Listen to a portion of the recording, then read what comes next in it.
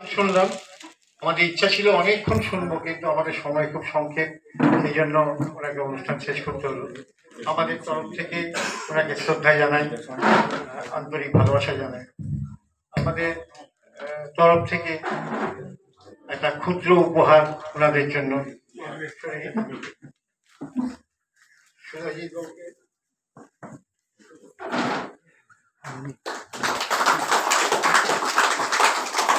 দাদা আরেকবার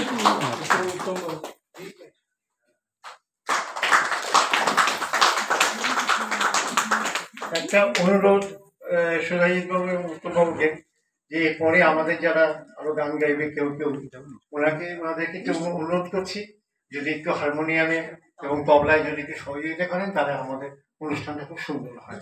আমাদের মধ্যে যারা গান করবেন তারা নিজেরা যদি হারমোনিয়াম বাজান তো ওয়েল অ্যান্ড গুড, আর তা না হলে ওনারা যদি একটু হেল্প করেন আমরা খুব কৃতজ্ঞ থাকবো।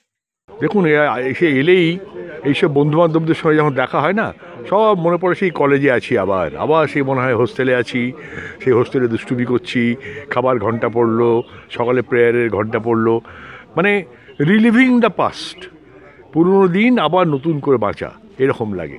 আর এরা যারা পরে এসছে, এরা সেটা সাক্ষী হয়। আচ্ছা, ওদেরও মজা লাগে। আরে এই বুড়োগুলো একসময় সব তরুণ ছিল, 17-18 বয়সের ছেলে ছিল, ওরাও আশ্চর্য হয় দেখে কথাবার্তা শুনে, এই আর কি। আপনার নাম, কোথা থেকে? আমার নাম স্নেহতোষ মজুমদার, আমি থাকি রাসবিহারী অ্যাভিনিউ, কলকাতাতে। আপনার স্ত্রী? আমার স্ত্রী। কেমন লাগলো? ভালো লাগবে জেনেই আসা। এর আগেও 2-3 বার এই অনুষ্ঠান উপস্থিত থাকতে পেরেছি, মাঝে আবার কয়েকবার পারিনি এই মহামারীর কারণে। তো ভালো তো নিশ্চয়ই লাগছে, একটা আউটিংও বটে, আবার একটা ভালো অনুষ্ঠানও বটে।